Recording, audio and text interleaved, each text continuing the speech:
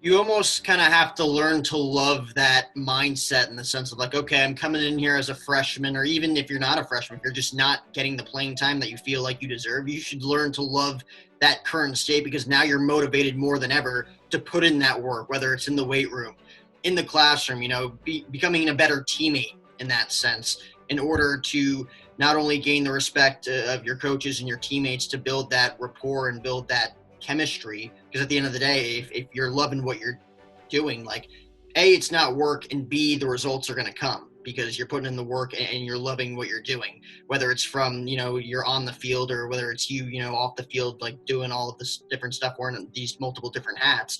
And the last thing I kind of wanted to ask you, because again it is game day and I promise not to take too much of your time, but like looking back at everything that you've been able to accomplish, whether it was with USA baseball, kind of helping mold, the teenagers of the world, winning a couple of championships representing the USA, and bringing that over to Vanderbilt and dealing with, the 18 through 22, 23 age group, and molding these guys into young men and teaching them what it takes to be not only a pro ball player, but,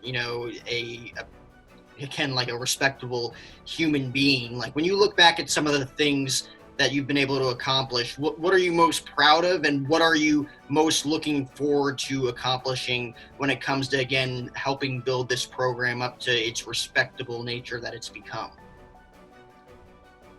That's a tough question, Jack. Honestly, I get the most fulfillment and probably personal pride, which pride can be a dangerous word, but I don't mean it in that sense, in the relationships that I've built with people along the way. And I hope that everybody I've interacted with would just say, hey, he did it the right way. And so when a championship comes from that, people are like, well, he did it the right way. He was around the right people and does the right things and puts in the work. And that doesn't always happen. There's teams that win championships where, people look around and they're like, oh, they didn't deserve that. Well, you don't always know what goes into those type of things. But I do think that's the piece I'm most proud of, is that I've tried to learn from my failures. I've tried to learn from when teams didn't win, or when I didn't win, how could I apply something different that I learned from that experience into making sure it didn't happen the next time. I'm proud of that, but more proud of just the relationships that have come along the way, and hopefully the impact that I've had and will continue to have. Like I think I talk about my parents all the time. They raised me in a great household. They raised me to be a baseball, kid that turned into somebody who did get to do this, for a career.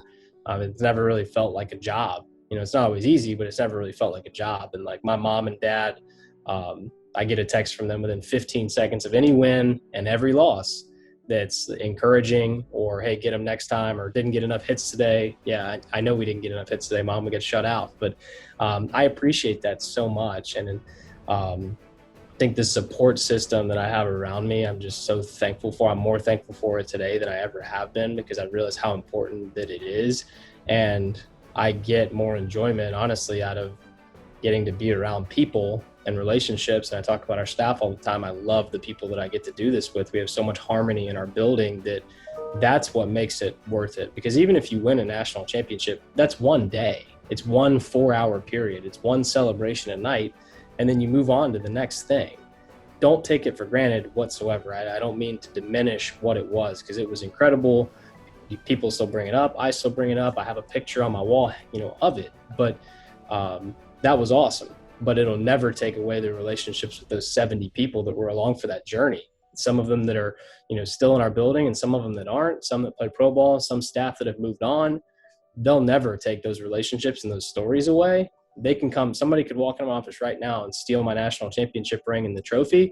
They can't steal those memories. And I think that's the piece that I always just try to lean back on and enjoy the most, is like the ride, the journey, the memories, the relationships. Like that's what I really am probably the most proud of.